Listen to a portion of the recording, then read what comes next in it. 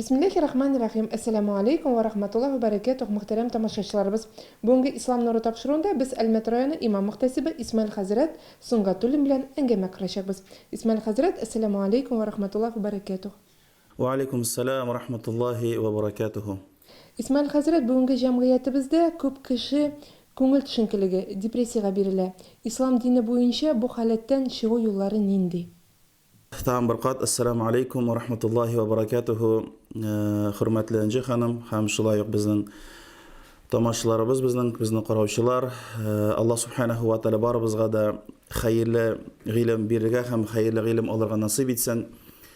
Çünkü bugün günde biz aytamiz indi vaziyet, bizim turmuşumuz Qaysıbızlar arabızda zamanını sügələr, lakin galimlər zamanını sügüdən tıydılar, hem aytdılar zaman ol vaqt, zaman ol qiyaş, bir нәрсе özgərmədi. Lakin şuşu depressiya degen çinkilik məsələn bugünkündəgi turmuşның bizin yaşaytırgan vaziyətdə türlü hallərinin buluğu көп kine kişilərə onların turmuşlarında bir qatı əsər etdi.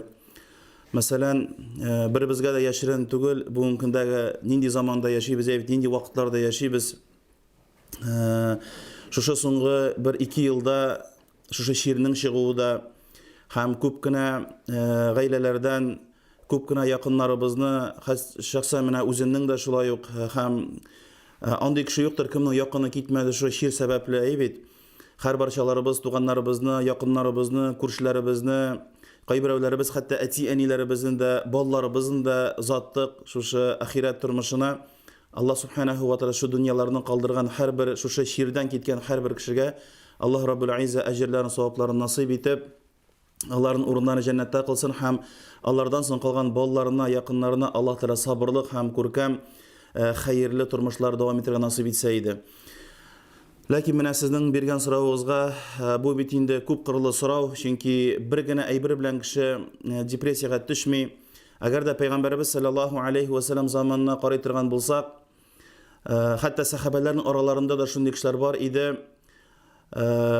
Abu Bakr radıyallahu anhu bir zaman bir sahabe ikisi şıraşqaş, bu sahabe onarga ayta, Nafaqa Hanzala deb ayta, bu Hanzala isimli sahabe Menim de bizning tilma aytgan vaqtda depressiya deb ayta, menim de ko'nglimda nifaqliq bor de, men bek qo'rqam de, ham Abu Bakr radıyallahu anhu so'ray, nechik sening depressiyang nechikdigi ko'rinadiga ul ayta, Peygamberimiz sallallahu aleyhi ve sellem yanında bo'lgan vaqtimda ko'nglim tinch, menga rahat, namazlarımda okuyayım, şunday ko'nglim ko'tarinki, keyfim ko'tarinki, lakin ega qaytqach, gaila problemlari, mashaqqat, bolalar, men dindan yiragayam, menga avur, o'zima o'rin topmayman de. Şuňa qarab ayta, nafaqa deb ayta, ay menim ko'nglima nifaqlik kirdi de.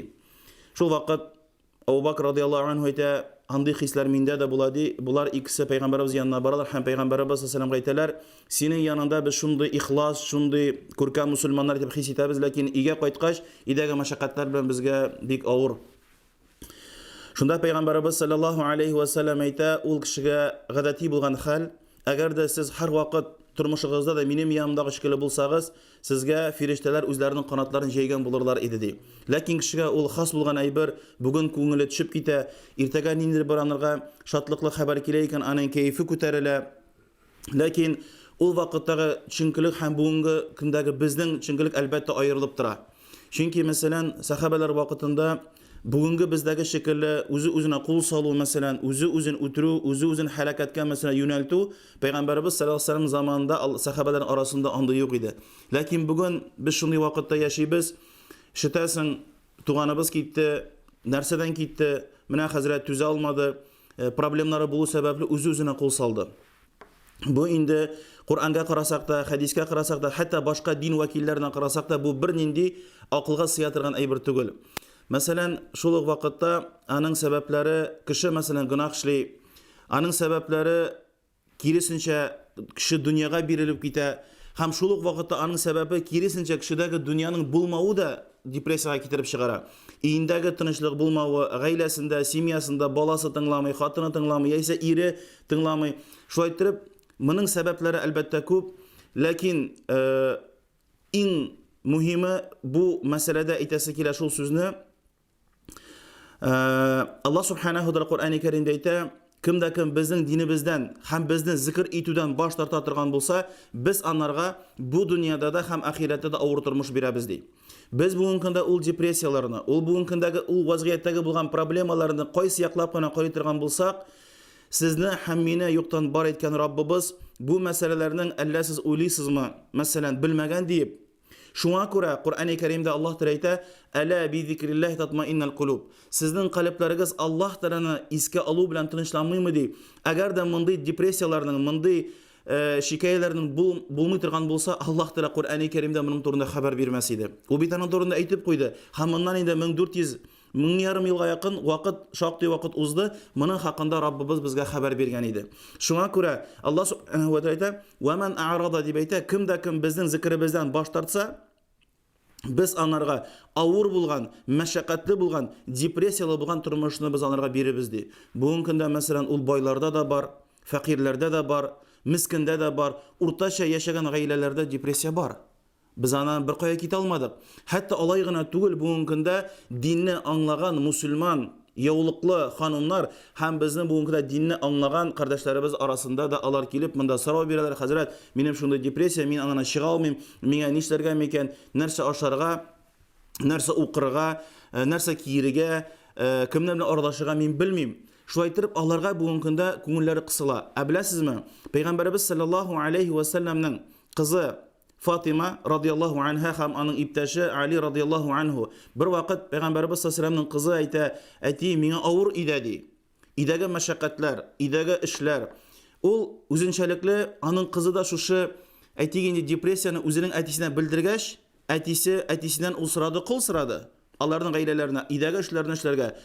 Пәйгамбәрбез саллаллаһу алейхи ва саллям әлбәттә аларга кыл бирмәде. Ләкин бер кичке вакытта ястү намазында Пәйгамбәрбез саллаллаһу алейхи ва саллям аларның өйләрен шакып, кызыннан рөхсәт сорап, өйләренә кергәннән соң аларның икесенең уртасына килеп утырды һәм әйтте Пәйгамбәрбез саллаллаһу алейхи ва саллям: "Эй кызым Фатима, кияү Али, аларның урталарында әзрәк үзара теге әйтик инде бәхәс килеп чыккан иде. Һәм шулар өстәлеп Пәйгамбәрбез саллаллаһу алейхи ва саллям икесенең уртасына утырып әйтте: "Йоклар алдыннан 33 тапкыр Субханаллах, 33 тапкыр Әлхәмдүлилләһ һәм 34 тапкыр Аллаһу Акбар дип әйтсәгез, сезнең идәге булган мәшәкатьләрегез һәм һәр төне йоклар алдыннан шу зикрләрне әйтә торган булсагыз, сезнең мәшәкатьләрегез, идәге, теге без инде урысча әйткәндә бытовой проблемаларыгыз сезнең юкка чыга һәм сезнең тәнегезгә дә хәтта көч кайта" дип әйтте. Аллаһ Субханаһу ва Тәгалә әйтә, Аллаһның каршына кайткан вакытта бәхетле шулар кемнәр сәлим, димәк, түзек калып белән кайттылар ди. Шуңа күрә иң беренче без бәхетле булуыбызның, менә бу депрессиялардан чыгуыбызның юлы ул да булса бәндә һәм үзенең әйтик инде яратучысы, Раббысы белән арасын элемтәне яхшыртса, аның тормышында, гаиләсендә дә, эшендә дә, кул астындагы булган кешеләре дә, балалары да аны тыңлый башлый. Чөнки бу турыда Раббыбыз турыдан-туры хәбәр бирде. Әгәр дә сез бүгенге көндә минем Кур'аныма күз йомсагыз, ахират көнендә мин сезне сукыр терелтермен һәм бу дөньяда сез авырлыкта, мәшәкатьтә гомер кичерерсез ди. Исмаил хәзрәт, бүгенге көндә кешеләр психологларга мөрәҗәгать итә. Шулай бит инде менә ислам дине психология фәненә ничек карый? Һәм бүгенге көндә менә әле мөселман психологлар да күбәйде. Менә аларга мөрәҗәгать итүдән соң күп гаиләләр таркала. Менә бу мәсьәләләргә сезнең фикерләрегез? Әлбәттә, психологларны мәсәлән бүгенге көндә исламда ярамый торган фән, яисә алар юк дип без әйтмибез. Чөнки шул ук мәсәлән бүген зур шәһәрләрдә инде күбрәк теге исламский психолог дигән алар нинди шундый бер кызык кына исемне дә алдылар бит инде ул. Исламский психолог булыр өчен ул бит инде ислам фәне түгел, психология. Һәм менә алар кайчан үзләренә менә теге бездә әйтәләр бит теге хәләл продукцияга нинди бер исем бирәләр дә, монда да теге хәләл психолог яисә исламский психолог дип әйтү әзрәк сәеррәк булып күренә. Мин аңлыйм, мәсәлән, психологлар бар, гаиләләрдә проблемалар бар. Алар баралар, сөйлиләр үзләренең проблемаларын, ничектер аларның шушы проблемаларны ачу юлларын күрсәтәләрдер бәлки. Мин әйтмим, что исламда бөтенләй психологлар дөрес түгел дип. Ләкин һәрбер нәрсәнең чиге бар һәрбер нәрсәнең әйтик инде ниндидер бер тәртипләре бар. Бүгенге көндә мәсәлән беребезгә дә яшерен батырын түгел, әйе, менә сез әйтеп уздыгыз, күп кенә гаиләләр тарала дип. Һәм шушы безнең психологларыбыз, мин инде бу шәхсән минем фикерем, ләкин мин әйтәсем килә шул әйберне һәрбер оста үзенең әйтик инде юнәлешендә үз эшен белергә тиеш. Мәсәлән, син психолог икән, син үзенең шушы психология фәненә кергәнсең икән, шушының буенча син ниндидер бер әйтик инде ярдәм итәсең икән кешеләргә, ләкин шул вакытта психологларыбыз кайчан безнең керәләр дингә.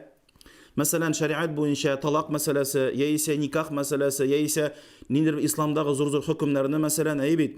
Кайчан алар шушы исламдагы булган фикъ мәсьәләсе белән һәм гыйлеме булмаган халәттә алар бирәләр фәтва, һәм мусульманнар менә сез әйткән сорау, мәсәлән, ни өчен бүгенге көндә гаиләләр таралалар?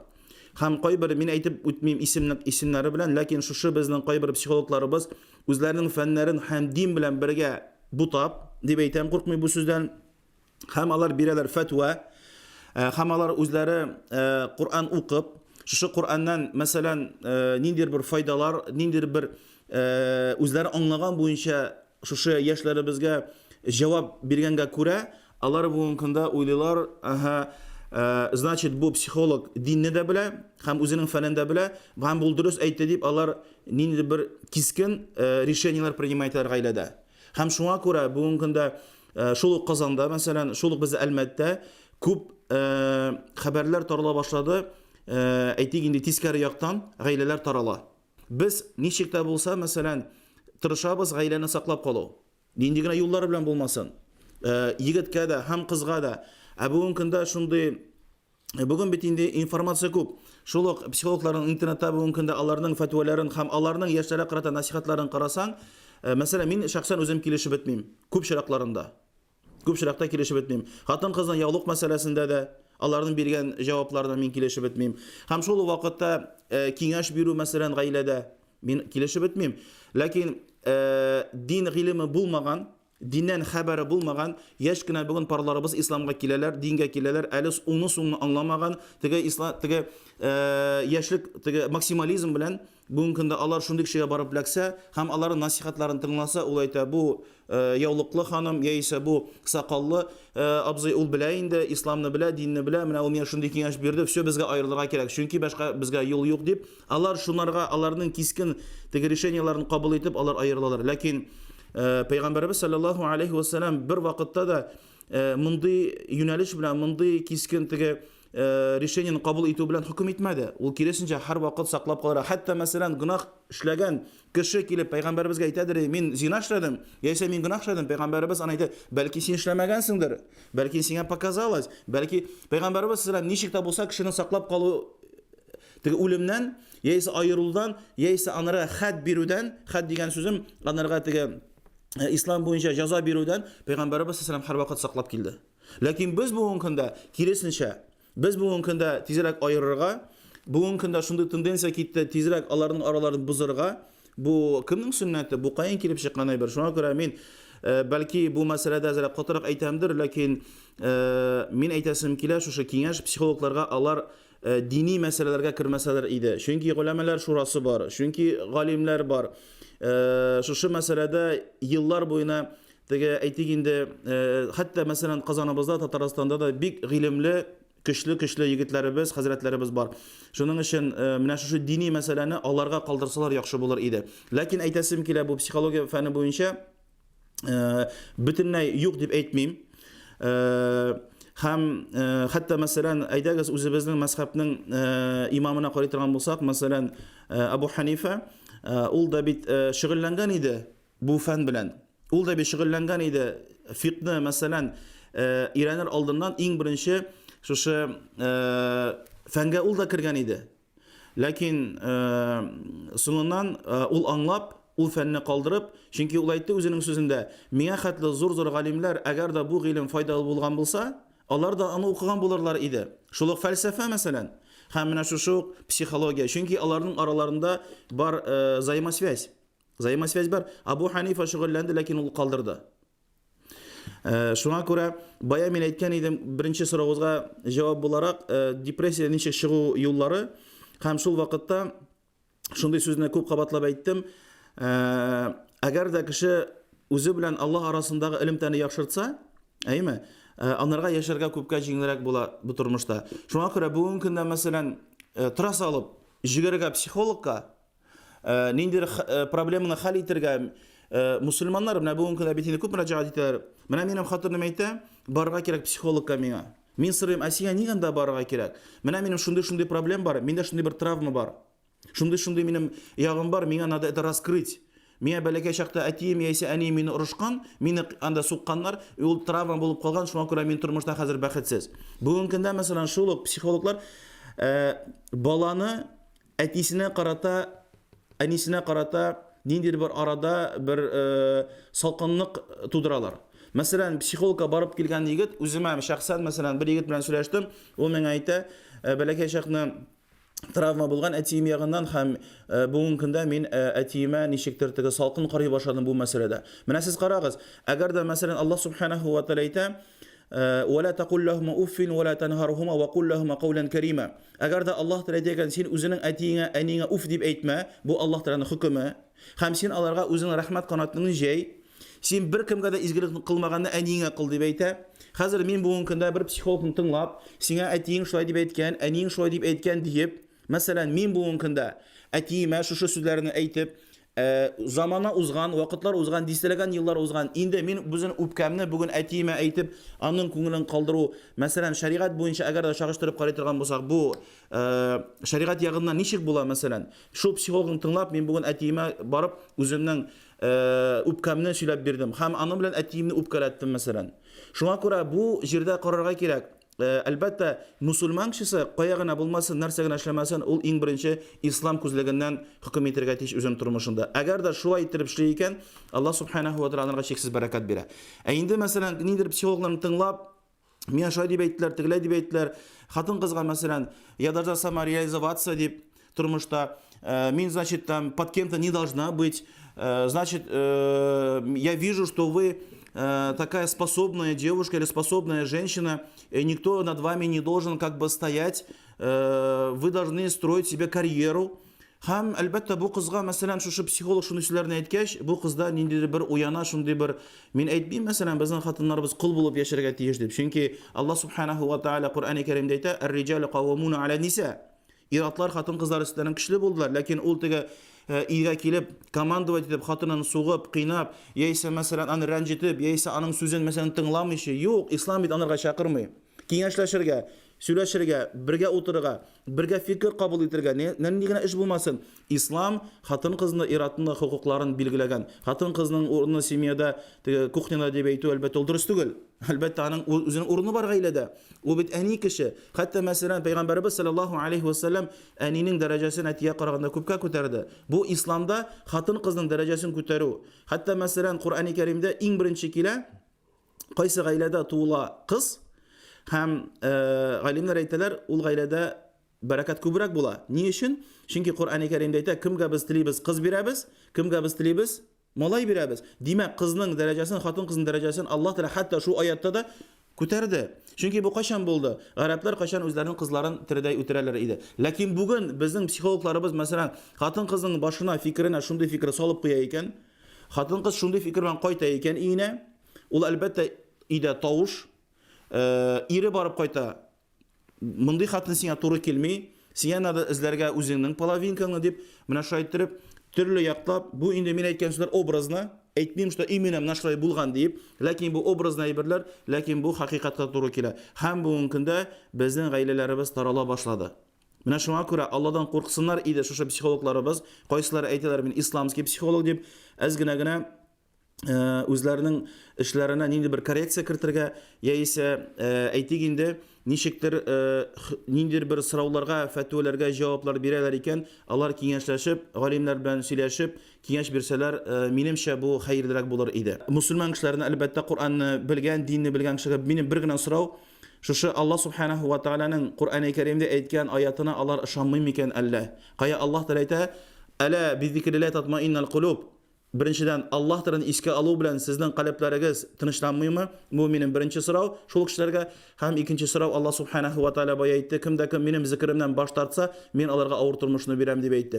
Shuning uchun agarda biz Qur'onga shin ixlosdan inanib, shin ixlosdan ishonib, dinni biz din etib qabul etsak, agarda Rabbimdan Alloh bo'larak men rizo bo'ldim, payg'ambarimdan men rizo bo'ldim, ham bu islomdan men rizo bo'ldim deb agarda shu ish aspektini qabul etayotgan kishi ham menga qolsa, agarda kishi dinga to'liq kirib, din bilan yashab, dinni yaratib, men aytam, bunda ni в кавычках, а именно ixlosdan, ko'ngli bilan, yuragi bilan qabul etgan kishi menga qolsa butun tinchligi, butun rahati aning Qur'onda ham namozda bo'lar edi. Payg'ambarimiz sallam Bilal radhiyallohu anhu aytmas edi, ya Bilal, aydali azon aytali, yo'l itibalik ala deb. Allar uchun mana bu bizim bu kunda kundalik shabatirgan psixologiyalarimiz ham boshqa psixologlarimiz alar qaytalar edi Qur'onga, alar qaytalar edi namozga.